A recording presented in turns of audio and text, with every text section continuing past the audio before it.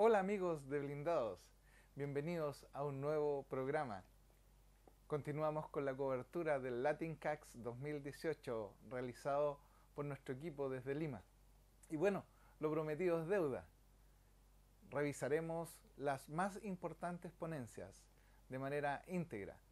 Y hoy les queremos compartir al doctor Jamie Cano con la ponencia Auditando la cultura organizacional de la seguridad de la información. Un marco metodológico para los auditores de IT.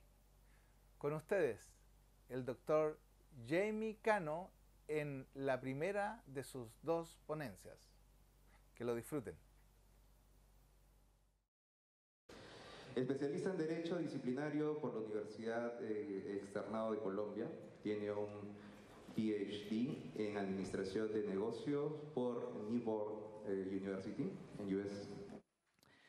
Tiene otro PhD en Educación por la Universidad de Santo Tomás de Colombia. Pero independientemente de toda esta parte académica, Jamie cuenta con más de 20 años de experiencia como académico y profesional viendo temas de seguridad de información, ciberseguridad, privacidad, sistemas de información, gobierno, auditoría, control, gestión de riesgos, etc. Aló, sí. En 2016 recibió el reconocimiento como Cybersecurity Educator por Cybersecurity Excellence Awards, una institución definitivamente. Es examinador científico de fraude, cuenta con más de 150 publicaciones en revistas, eventos internacionales, así como conferencista invitado a foros y conferencias de todo tipo en temas relacionados a seguridad, control en Latinoamérica. A la fecha es profesor asociado de la Escuela de Administración de la Universidad Rosario de Colombia. Una gran hoja de vida. Por favor, recibamos con un fuerte aplauso al señor Jamie J. Cano.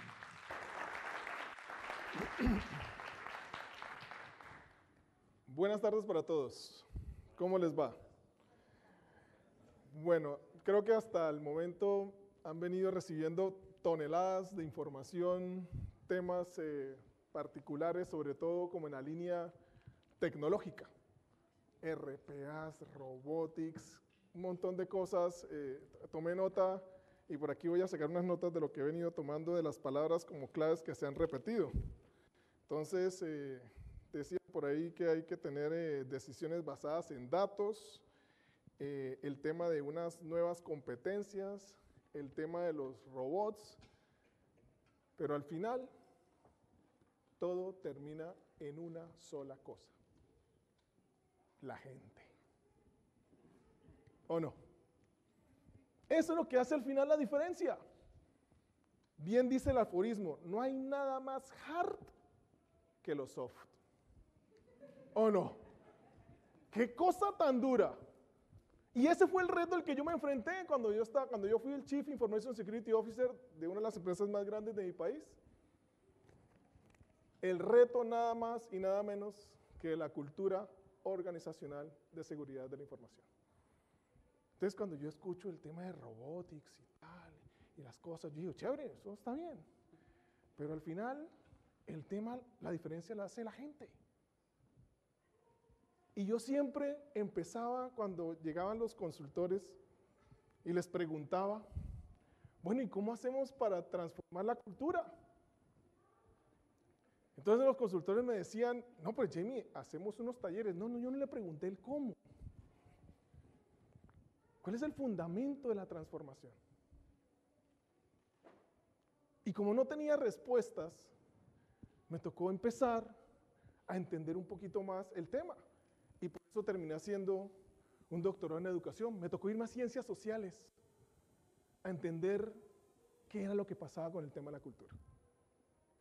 Y esto que les voy a contar aquí es resultado de lo académico, pero también de lo práctico, porque me tocó ponerlo en práctica, para poder darle alguna respuesta, así sea cortita, acerca de cómo hacemos para mirar. Es un tema que cuando uno habla en el contexto general de las organizaciones, suena que cultura es un tema como gaseoso, ¿cierto? Eso no sabe uno cómo echarle mano, ¿no? Por eso les digo, pero no hay nada más hard que los soft. Acuérdense de eso. En ese orden de ideas, vamos a mirar un poco esto. Reconocer ese escenario inestable y asimétrico que hay. El tema del escenario donde se mueve la cultura organizacional de seguridad. Unos antecedentes de otros métodos que hay sobre cultura organizacional de seguridad. Una aplicación metodológica de cómo logramos hacer eso en ese ejercicio, que es lo que le vamos a contar. Y finalmente un detalle de un caso de estudio de cómo hicimos este ejercicio. Acuérdense, esto es con la gente. La tecnología, comillas, al final es fácil. Pero con la gente el tema es un reto permanente. ¿Sí? Bueno. Entonces vamos a ver rápidamente el contexto, el escenario, el marco metodológico, los fundamentos, el caso de estudio y unas reflexiones. Pero para empezar, vamos a hacer una encuesta, así como lo han hecho en otras. Van a entrar a ese sitio que se llama Menti. Ahí está el código, el 448502. Aquí yo voy a salirme un momento. Pero lo que yo quiero ver es qué palabras vienen a su mente al escuchar el término de cultura organizacional de seguridad. Y el resultado de esta sesión yo lo voy a compartir por Twitter. Entonces los voy a colocar en el hashtag. Voy a compartir el resultado, que es el resultado de ustedes, no el mío, el de ustedes. ¿Listos? Entonces, ¿cuáles son las palabras que vienen a su mente cuando... Anoten, son 3 palabritas. Eso, arquitectura, disponibilidad, integridad, miren, están diciendo eso. La tecnología sigue detrás, ¿no? Nos persigue. Comportamiento, educación, integridad, valores, ética, principios, valores, riesgos, ¿ok? Educación, qué bonito. Comportamiento, 22, 23, ética.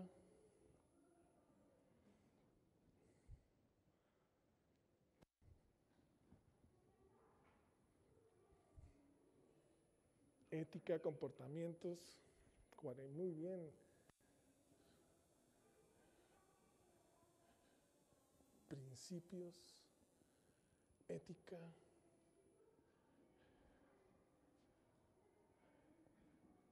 Ética, comportamiento, 50, 52, gente. Miren las palabras que se repiten. Miren cuando ustedes piensan en cultura, ¿en qué están pensando? ¿Sí? En comportamiento, en ética y en principios. Esto igual lo voy a compartir después con el hashtag en Twitter. ¿Sí? Siguen votando, par Dios, gente, muy bien. Entonces miren, comportamiento y ética son las palabras que se repiten. Misteriosamente la palabra educación aparece en la parte de abajo. Qué cosa tan rara. Vamos a mirar eso un poquito en detalle porque finalmente en el ejercicio que vamos a hacer, la transformación que está detrás está mediada necesariamente por un fenómeno educativo. Como todo nosotros lo hicimos cuando fuimos a la universidad y nos seguimos haciendo cuando nos retamos todos los días en una organización. Entonces, ténganlo en su cabeza lo que han visto ustedes, lo que han dicho ustedes sobre este ejercicio. Entonces, aquí lo que voy a hacer yo es aquí devolverme y cerrar acá. Entonces, tienen ustedes 3 cosas: comportamiento ético, ética, ¿sí? Y la educación aparece como en un tercer lugar. ¿Cuál es el contexto donde nos vamos a mover? Primero, este es el último reporte que se hizo de los CISOs a nivel global por la empresa Opus, que lo hizo Ponemon. Y la pregunta que está ahí es, oiga, ¿qué será lo que podrá pasar en las organizaciones en el 2018? Miren solamente el primero, el cuidado de la gente. con el tema del phishing. Lo primero, o sea, el problema es la gente. Yo siempre digo lo mismo. No haga clic aquí. ¿Qué es lo primero que hace? Clic. ¿O no? Pues así funciona. ¿Sí? Eso es lo primero. Segundo, este otro reporte del 2017 del Global Data Leak Report, responsables de las brechas, miren quiénes son. ¿Les parece particular? No. Los empleados, el externo, el ex empleado, el ejecutivo. 50.3 los empleados. Alguien tiene que hacer clic. Que el problema aquí no es un clic. Siguiente. ¿Cuáles son los tipos de datos que más se exponen? Y que están de moda esta hora, la famosa GDPR y de protección de datos personales. ¿Qué le pasaría a una empresa hoy con GDPR funcionando si eso ocurre? ¿Tiene problemas? Eso es por un clic.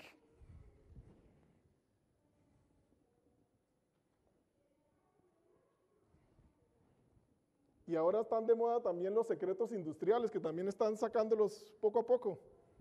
Estaba leyendo esta mañana que reciente ataque de los israelitas y de los de otro país contra universidades norteamericanas solamente para sacar documentos de investigación.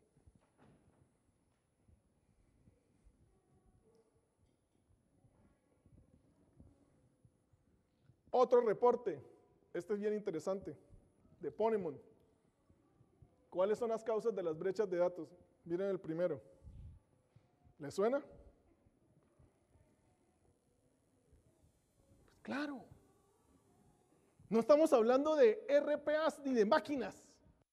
Estamos hablando de gente, de personas. Y en el segundo lugar, los ciberataques. Pero cuando uno mira inclusive la constitución de un ciberataque, en algún momento hay ¿qué? Un engaño para una persona. Siempre se nos ha dicho que el eslabón más débil de la cadena es la gente. Pero también es el eslabón más fuerte, si lo sabemos ¿qué? Educar. Que se convierta en ¿qué? En nuestra red de defensa extendida en la organización.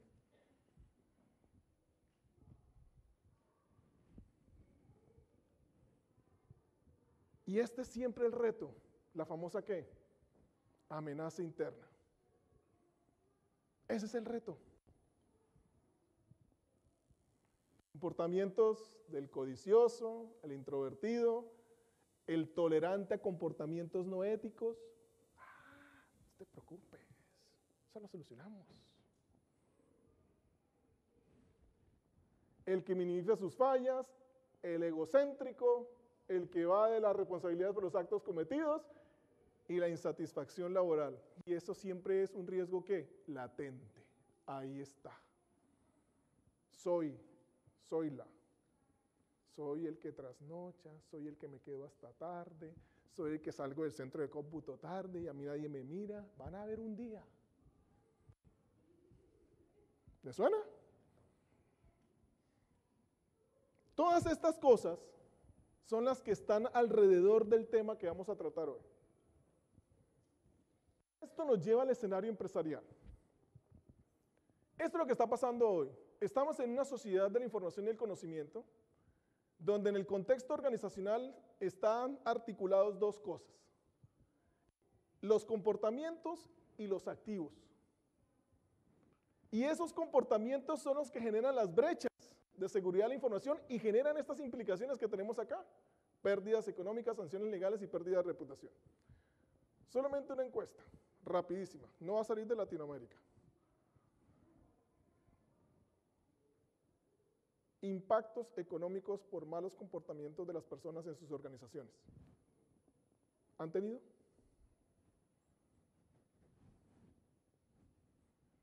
Tranquilos, voten, voten, aquí no va a salir de Latinoamérica, tranquilos.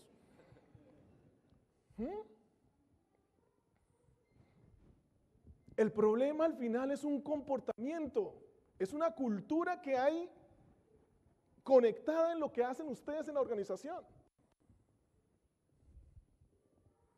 Qué bueno que no fuera gente, si no fueran robots, sino, como decían ahorita, PHBA, PHBA, PHBA. Pero no. Las personas piensan, las personas actúan, tienen intereses y ejecutan cosas. Y al final, cuando estamos en seguridad de la información, ¿qué es lo que vende el área de seguridad de la información? Esa es la palabra que siempre se usa, confianza. ¿Cuánto vale el área de seguridad de la información? ¿Cómo ponerle valor a la confianza? Pero resulta que la confianza, lo vamos a ver más adelante, tiene 4 sabores. No es una confianza única. Y es lo que se construye debajo de la cultura. Y estas son 2 tensiones que hay que revisar cuando uno mira el tema de la cultura. El compartir y el proteger.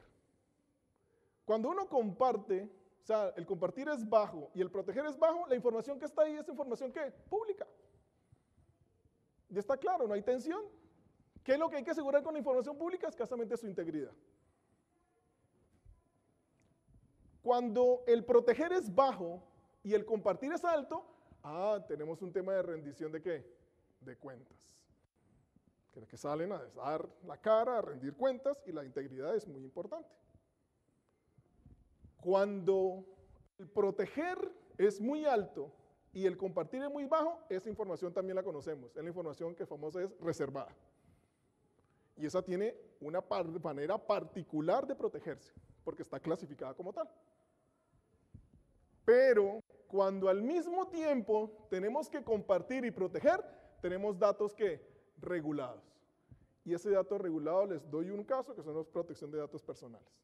Es un dato regulado, que hay que compartirlo y que protegerlo al mismo tiempo. Y esas son las tensiones que tenemos que manejar en el interior de la organización, todo el tiempo. Revisen toda la información que ustedes tengan conocimiento de su empresa. ¿Cabe en algún sitio de esos? Ahí están. Son las tensiones. Entonces, necesitamos encontrar una zona de balance entre el riesgo de pérdida de información versus la necesidad del acceso. Eso es lo que necesitamos comenzar a encontrar. La inevitabilidad de la falla va a ocurrir. ¿Va a haber una brecha de seguridad? Sí. ¿Y generalmente va a estar en manos de personas? Sí. Pero necesitamos comenzar a mirar esa zona donde nos vamos a tener que mover para poder encontrar el punto donde la organización se va a mover. ¿Ok? Eso nos lleva a que tenemos 2 culturas enfrentadas. La cultura de seguridad de la información del siglo XX está basada en reglas rígidas. La del siglo XXI demanda reglas flexibles. La del siglo XX, su valor expuesto es el control de acceso. ¿Cuánto no nos enseñaron a nosotros en seguridad? Ojo, ¿con qué? Con el control de acceso. Y todavía los controles generales de auditoría están basados en controles de acceso. Pero resulta que la seguridad del siglo XXI necesita es control de uso. La información la van a tener.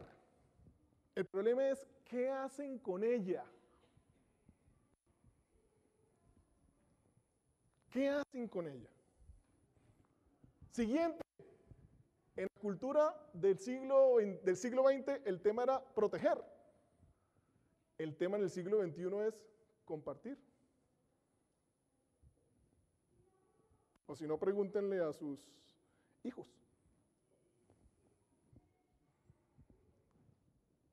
Ahorita, dado que estoy en la Universidad del Rosario, hay facultad de medicina. Yo no podía creer que los médicos transmitieran por WhatsApp cosas. Y transmiten cosas que yo a veces me quedo aterrado. Cuando de pronto me dicen, mire, ¿y eso qué es? Una imagen diagnóstica por WhatsApp. Le dije, oiga, ¿y usted sabe que eso es información personal? Me dijo, sí, pero es que necesito que el otro personaje me dé un diagnóstico rápido. Le dije, ¿y qué pasa si esa imagen se pierde de un paciente? Ah, no, eso no pasa nada porque como no tiene nombre, le dije, y porque no tenga nombre pierde su carácter de dato personal.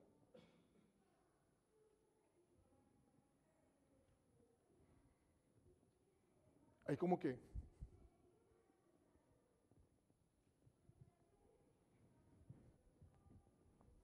Las consecuencias por las violaciones en el siglo XX eran impactos y sanciones individuales. Pero en el siglo XXI el problema son impactos y sanciones ¿qué? Empresariales. Y finalmente, la competencia que se privilegiaba en la seguridad de la información del siglo XX era el saber hacer. Y en el siglo XXI, saber hacer, saber conocer, saber ser y saber convivir. O sea, es un paquete completo. ¿Okay? Y aquí estamos en el tema de la confianza. Esto es lo que yo les decía, la confianza no es una sola, tiene 4 sabores. Esto es un resultado de un paper de investigación del año 2015 y uno lo ve aquí, la tolerancia y la falla versus el contexto de la operación. Cuando el contexto de la operación es cierto y la tolerancia y la falla es baja, pues tenemos una confianza regulada, los principios y los estándares funcionan. Esa es la famosa confianza, comillas, de los bancos. Cuando tenemos una tolerancia a la falla muy alta, con unos umbrales definidos, y el contexto de operación es cierto, tenemos la confianza perfecta, apropiación y concientización. Eso es perfecto y funciona y no hay nada que hacer, es el mundo ideal. Cuando no tenemos tolerancia a la falla, pero el contexto de operación es incierto, tenemos una confianza neutra, por eso hacemos prevención y monitoreo, ¿o no?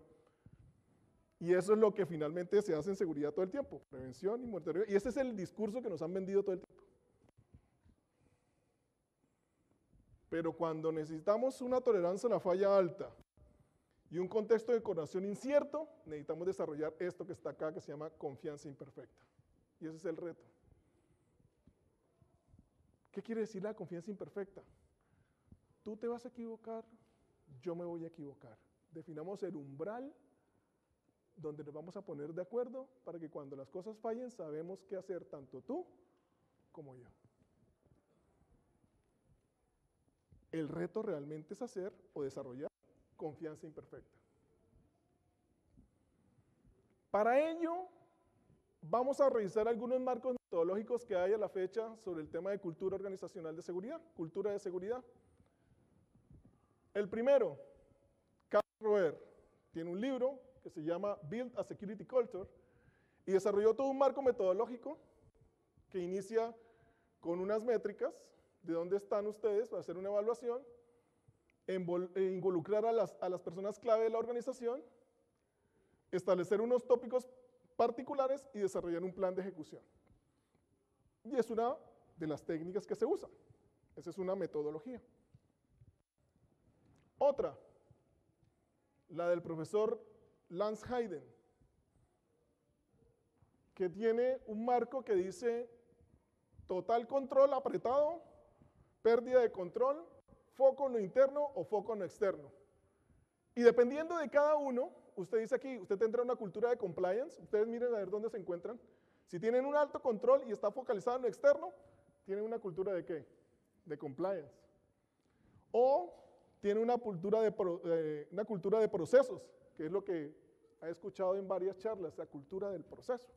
Entonces es foco en lo interno y duro en el control. O si usted es un poco más avanzado, tendrá menos control, pero focalizado en lo interno, entonces confío más en la gente. O finalmente, foco en lo externo y menos control con una cultura más de autonomía. Entonces, es otra manera de ver el tema. Y hay todo un discurso metodológico detrás de eso. La siguiente, desarrollado por el SAMS. Lance Pisner, viejo conocido en los temas de seguridad, pues desarrolló otra propuesta. Miren, del no existente a las métricas. Típico modelo de madurez normal. Y por cada uno, una serie de características que se deben cumplir para poder lograr el tema.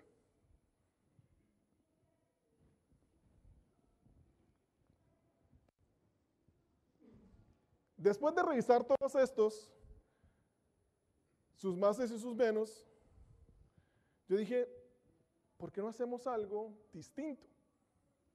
Y la apuesta es lo que les voy a mostrar ahorita. Se llama la COSI. La cosa de la COSI, que es Cultura Organizacional de Seguridad de la Información. Esa es la definición de cultura que se propone. Es una construcción colectiva de anidada de elaboraciones sociales y significaciones que los individuos le dan a aspectos específicos de la protección de la información. Cada persona tiene una vista particular de la seguridad, tan válida como la tuya y como la mía, ¿o no? ¡Claro! La pregunta de siempre que le hago yo a mis estudiantes, ¿para qué le coloco un cerrojo a la puerta? A ver. Señores auditores. Para que nadie entre o salga, ¿cierto? Muy bien, esa es la respuesta. ¿Alguien más tiene otra respuesta? ¿Para qué? Para retrasar la salida de la entrada. Para los autorizados puedan entrar. ¿Sí? Entonces alguien me decía, no, es para que nadie entre o que nadie salga. No, el problema del control que está ahí en la puerta del cerrojo, ¿sí? Es para que le notifiquen a usted cuando alguien entra de manera no autorizada. ¿Para qué le ponen la alarma a usted al carro? No, dice, para que no me lo roben. No, para que le avise cuando se lo están robando. No, no. No, o no. Para eso es. Para que le avise cuando no se lo están robando. De hecho, si no tuviéramos el control, no pudiéramos probar de que alguien de manera no autorizada entró.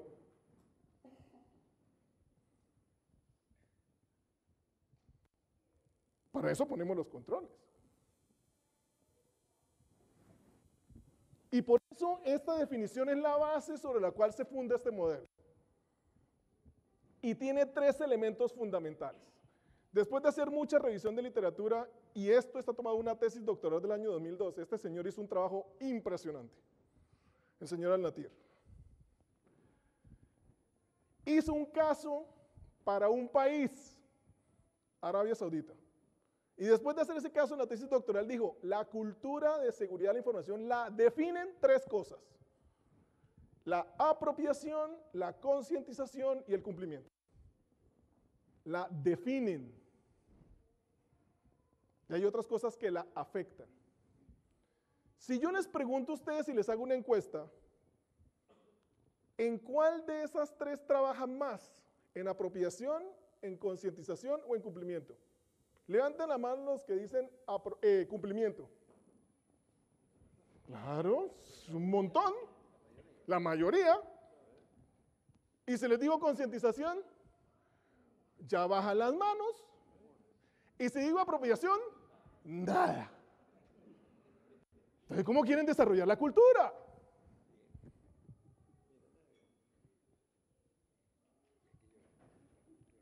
¿Sí?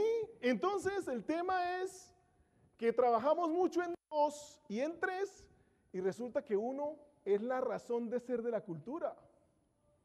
Yo cometí el mismo error. Cuando revisé mi plan de trabajo y me revisé con mi equipo, le decía, ¿dónde estamos haciendo el énfasis? Y ahí mi concientización, un montón. Cumplimiento, otro montón. ¿Y en aprobación? Y eso me dio luces precisamente para continuar con ese proyecto. Y este fue el fundamento donde tuve para poder desarrollarlo. Para ello, desarrollamos el siguiente concepto, que era una competencia genérica en gestión segura de la información, que es gestiona el tratamiento de la información personal y empresarial para asegurar una adecuada protección a través de un marco normativo y de buenas prácticas reconocidas, considerando y entendiendo el escenario de riesgos definido en un contexto particular. Y eso tiene 3 elementos: la competencia de apropiación, la competencia de concientización y la competencia de cumplimiento. O sea, articulamos los 3 elementos que la literatura dice que define la cultura de seguridad. Y desarrollamos un marco metodológico que tiene estos 3 pasos. Primero, hay que desarrollar o identificar cuáles son los imaginarios que tiene la gente sobre seguridad. Qué bueno saberlo, ¿no? ¿Qué piensa la gente sobre seguridad? Porque cuando nosotros llegamos con la receta, pero la gente no tiene ni idea de qué me está hablando. Entonces, lo primero es entender qué tiene la gente en la cabeza, que es la primera parte. 2, medir el nivel de madurez de la cultura. Y 3, la intervención. Entonces vamos a hacerlo en ese mismo orden. Primero, los imaginarios. La teoría de los imaginarios sociales tiene muchas vistas. Aquí están. Son 3 académicos: Gilbert Durán, Comelius Castoriadis y Juan Luis Pintos, que está en Chile. Para nosotros, el fundamento de Pintos fue el que nos sirvió para hacer el modelo. La realidad social es igual a las distinciones efectuadas por los observadores. Lo que observa, lo que vive y lo que experimenta cada persona es lo que hace la realidad de él. Entonces tomamos la definición base de Juan Luis Pintos para entender que era un imaginario. Y basado en eso, usamos toda una vista de un estudio global que hizo Cisco e identificamos cuáles eran los 4 imaginarios sociales que hay en seguridad de la información. Y encontramos estos 4. El primero, y de pronto ustedes lo van a identificar en su organización: el temerario. La información para él es un recurso, pero el tema de la seguridad me lo imponen en la organización. Por lo tanto, tengo una actitud negativa y el problema es de la empresa. Ese es el temerario. Tipo que está hace 20 años sentado. ¿Y usted qué me viene a decir? Pero es que, mire, vamos a hablar de seguridad. ¿Qué? ¿Que me dio cara de ladrón o qué? ¿Sí? ¿Por qué voy a desconfiar de mi compañero de trabajo que llevo 20 años trabajando con él? Esa es la primera postura, el temerario. El segundo es el complaciente. La información es un recurso estratégico. La seguridad es algo que la empresa me tiene que dar. ¿Usted quiere que yo proteja? Deme los recursos. Tiene una actitud claramente negativa y el problema de la responsabilidad de quién es, de la empresa. Ese es, no, pero es que mira, hay que trabajar esto para poder proteger esto. ¿Tú me vas a dar los recursos? Eso no es mi responsabilidad. Eso es de la empresa. Ese es el otro tipo. El tercero, el bien intencionado. El hombre sabe que la información es un activo, sabe que su valor es asegurarlo, tiene una actitud positiva y su responsabilidad es personal. Tiene un pequeño problemita el bien intencionado. El hombre sabe y usted le pregunta, conoce la norma. Usted le pregunta y se la sabe. Pero el problema es que no sabe qué pasa si no la aplica. ¿Cuáles son los impactos?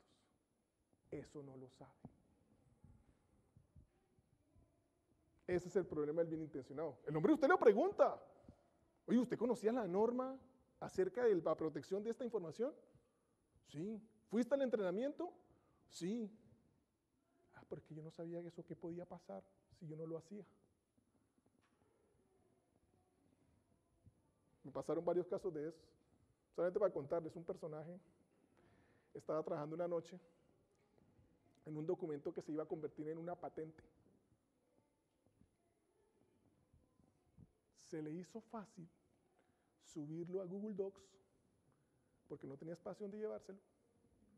2 horas después llega a la casa, lo descarga para seguirlo trabajando y ya había 112 descargas de ese documento antes de que él llegara.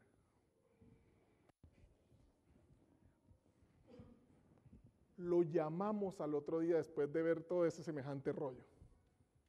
Venga, peladito, venga, venga. ¿Por qué subió usted a Doodle Dogs? Pero con la ingenuidad del mundo.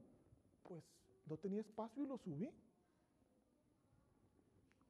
¿Usted sabía el tipo de documento que estaba trabajando?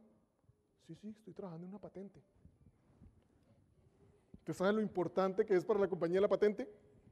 Sí. ¿Y por qué lo subió a Google Docs? Le dije, es porque no tenía espacio. No. O sea, y le pregunté después, ¿usted sabe el tipo de clasificación que tenía? Todo, me decía, sí. Cuando yo le conté el impacto que había tenido, me dijo, yo no me había dado cuenta de eso. Entonces, ese es el típico usuario que, bien intencionado, pero que no tiene ¿qué? El problema del impacto de las cosas que hace. Y finalmente, el de los conscientes, que es el que debería ser, que es un activo estratégico, que su valor es proteger, que es un activo y sabe que es su responsabilidad. Digamos, esos son los 4 imaginarios que hemos identificado y que están ahí. Entonces, para hacer eso, se desarrolló un instrumento basado en lo que se llama una escala de Likert de tendencia negativa. ¿Y por qué de tendencia negativa? Porque en tendencia negativa establecemos el diagnóstico. Entonces, ese listado de frases, les voy a leer una. La seguridad de la información es un tema exclusivamente de alcance corporativo. Entonces, él tendría que decir totalmente de acuerdo, indiferente, en desacuerdo y totalmente en desacuerdo. Pero está en escala negativa para hacer diagnóstico. O sea que ellos tienen que pensar primero antes de contestar.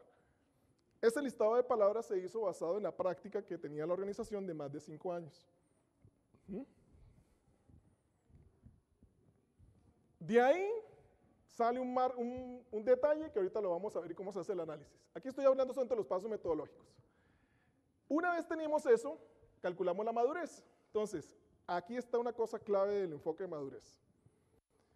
En este modelo metodológico, la madurez no es un estado. Porque si ustedes se dan cuenta, cuando medimos madurez, hay un supuesto, no podemos devolvernos.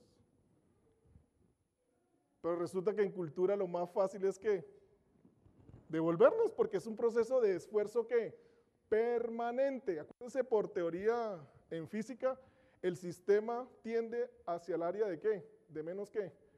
Esfuerzo. Por eso es tan importante esto. La métrica, es decir, la madurez es una tendencia, no es un nivel.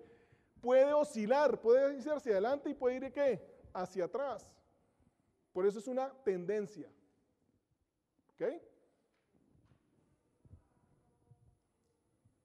Y aquí están los modelos de madurez de la COSI. Reactiva, inestable, proactiva y sostenible. Fundamento de la cultura reactiva, el castigo. No haces. Fundamento del acceso, la restricción. Entendimiento de la información como un recurso. Instrumento, el marco normativo. Y el nivel de compromiso de la gerencia, bajo. Si tu organización está ahí, estás en un problema complicado. 2, la inestable. ¿Cuál es el fundamento de la cultura? El incentivo. Si haces esta cosa, te ganas un premio. Si haces esto, te das un premio. Y apenas se acaban los premios y se acaban los incentivos, la cultura otra vez retrocede. Resulta que para poder pasar de inestable a proactiva, aquí en este punto, que no se ve con mi pointer rojo, aquí en este punto entre inestable y proactiva, tiene que haber una ruptura. Y es una declaración de primer nivel de la alta gerencia para poder pasar de inestable a proactiva. Si eso no ocurre, la cultura oscilará entre inestable y reactiva todo el tiempo. Y no evolucionará. ¿Ok? Proactiva, que es un bien común, que es compartir, que es un activo. se mira desde las amenazas y los riesgos, y el nivel de compromiso de la gerencia es alto. Y el ideal que sea un sostenible, que eso es el más retador de todos. Este es el instrumento. Cada elemento de la madurez está asociado con las competencias de la cultura, ¿sí? Son 3 competencias y cada competencia tiene un nivel de desarrollo del A1 a la 4, B1 al B4, C1, C4, basado en la taxonomía de Bloom. Es decir, desarrollo cognitivo, ¿sí? De menor a mayor desarrollo cognitivo. Y esto genera donde los vaya, dependiendo de cómo salga, pues le coloco exactamente dónde está. ¿Listo? Bien. Y la intervención, sabiendo exactamente dónde es que están los puntos que son claves que hay que mover, se hace la intervención. Entonces, necesitamos desarrollar lo que se llaman entornos psicológicamente seguros para generar confianza, superar posturas defensivas, desconectar supuestos y reconocer sobre todo el error como oportunidad de ¿qué? De aprendizaje.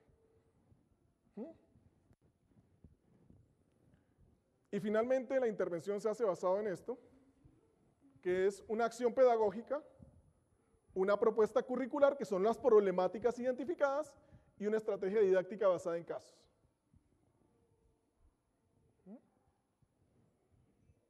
Bueno, ahora vamos a mirar el caso de estudio, después de haber mostrado todo el proceso metodológico hasta aquí. ¿Bien? ¿Cómo es la organización que vamos a estudiar y que estudiamos? Esta organización, primero hay que seleccionar claramente una muestra significativa, estadísticamente significativa. Entonces, para los que les gustan las ecuaciones, pues aquí están, ¿sí? La fórmula para calcular la muestra. Y sobre una población de 9,000 personas, se tomaron lo que daba la muestra, era 368, pero lo que hicimos en final fueron casi 400 entrevistas, luego era suficientemente significativo. Y aquí están las características, 9,000 de planta, 393 participantes y la escala de Likert de tendencia negativa. ¿Cómo calculamos el imaginario? Aquí está la respuesta. Y esos números que están aquí son los promedios que se tienen de la respuesta de cada uno de los puntos. Y se seleccionan aquellos que tengan la menor desviación estándar, es decir, los que menos variación tienen. Y se leen por el contrario. ¿Sí? Si aquí dice el tratamiento de la información no aporta significativamente al sostenimiento económico de la compañía y tiene la menor desviación estándar y es 4 y es tendencia negativa, quiere decir que ellos ¿qué? Están de acuerdo de que sí es impactante.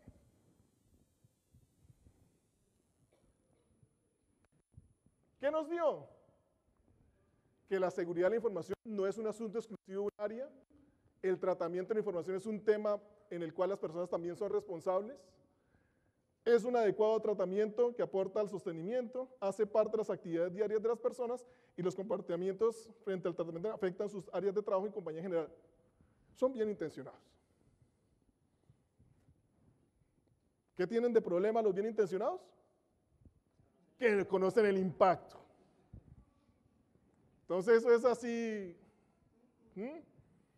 no es como para alegrarse mucho, pero bueno. Basado en eso, corrimos el siguiente instrumento, que aquí se lo recuerdo. Y al evaluarlo, nos dio esto. Aquí están los resultados de cada uno. Acuérdense que este es de tendencia positiva, para ver efectivamente dónde están los énfasis. Y claramente en el de concientización, creo que no se alcanza a ver, da como 3.95 en el B3. ¿Sí se alcanza o no? 3.95 en el B3.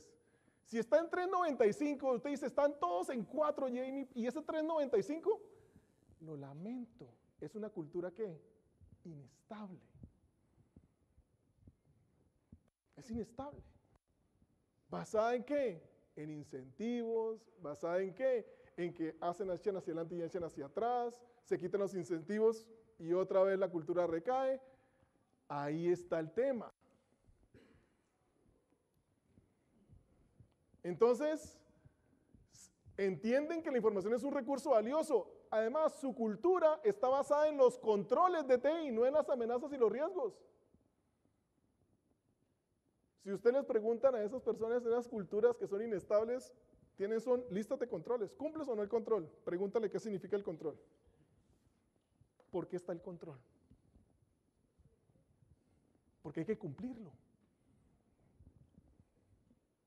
Porque si yo no lo cumplo, me cae la auditoría. No, o sea, de verdad, sí, clarito. Pero pregúntale si entiende para qué está el control.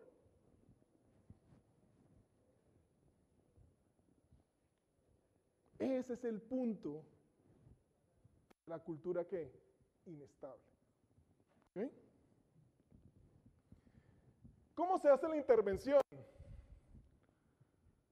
Entonces, lo que encontramos fue una serie de elementos que eran claves para ellos, después de hacer la evaluación de la competencia, donde encontramos problemáticas específicas que tenía la organización en esos puntos. Eran 3: la puesta de operación de un negocio, la vulneración de un mecanismo de seguridad y la inexistencia de un procedimiento para situaciones no previstas. Eran los temas más apremiantes. Ese es el currículo para este modelo. Problemáticas.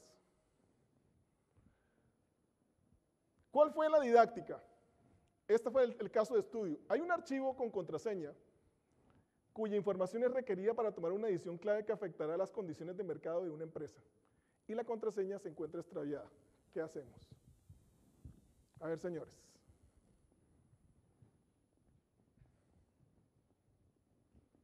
¿Les pasa? ¿Puede pasar? Bueno.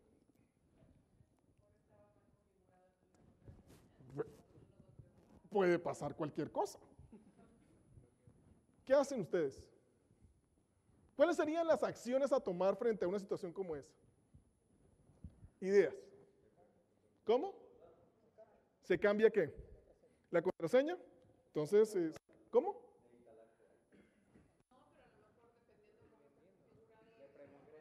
Le pregunto a todos.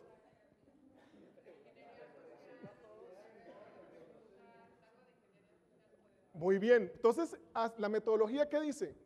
Primero haga cada uno individualmente las posibilidades, las que se les ocurra. Miren, lo que salió ahí fue de todo. Y nada que tenga que ver con control ético. Yo ni si por eso no lo puse ahí, no lo comparto. No, desde contratemos a alguien que vaya a la casa y hable con la señora y le haga ingeniería social, no sé qué. Hasta hablemos en el underground con no sé quiéncito para que venga y nos abra de manera autorizada. No sé. Dice, piensen primero como el atacante. Esa es la primera estrategia. Entonces, ahora después los cambios de rol. Ahora piensen como si fueran un profesional en seguridad contratado. Entonces ya las cosas cambian. Dice, no, aplicamos un procedimiento y hacemos esto, y entonces conversamos, hacemos un acuerdo de confidencialidad, y no sé qué rollos, y Entonces cambian las opciones de una cosa oscura a una cosa medio clara.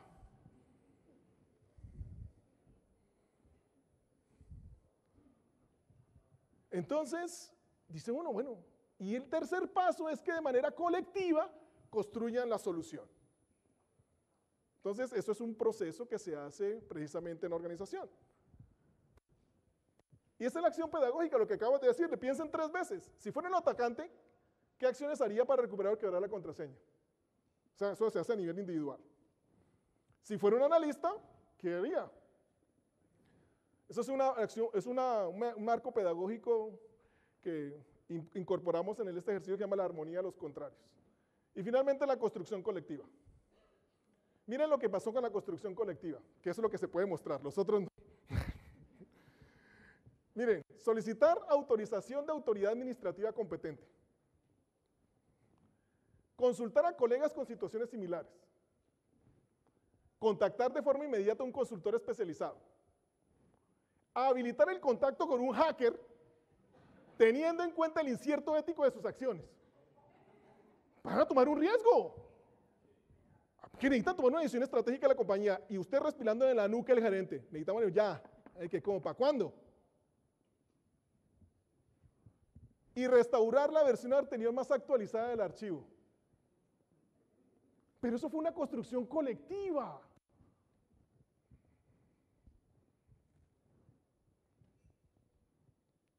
Y esa construcción colectiva, al final yo les dije, oiga, ¿y no era más fácil, les dije yo, tener un procedimiento de excepción? Y teniendo el procedimiento de excepción, habilito el resto de cosas de una vez.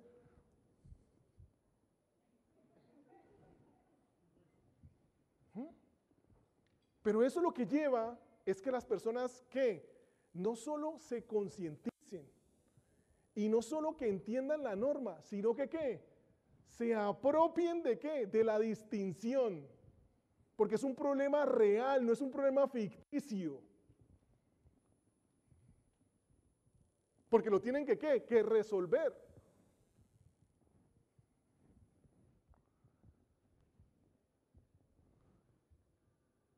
Esto es el resumen de lo que metodológicamente está detrás.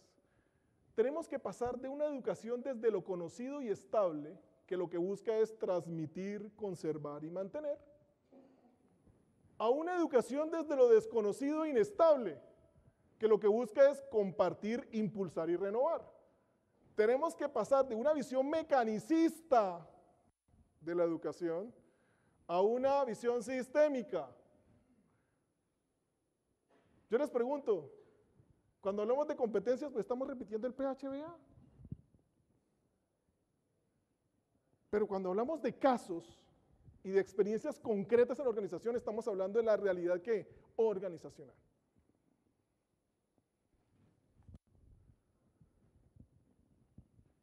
En resumen, cuando uno audita la COSI, tiene que tener en cuenta, bajo esta metodología, los imaginarios, el comportamiento de la gente. 2, el comportamiento de la gente siempre tiende a la zona de menor esfuerzo, eso es siempre. 3, la intervención educativa fundada en prácticas concretas de problemas específicos. Y finalmente, el reto de alcanzar maestría en el tratamiento de la seguridad de la información. ¿Preguntas? ¿Dudas? ¿Sugerencias, sustos, paranoias? Varios.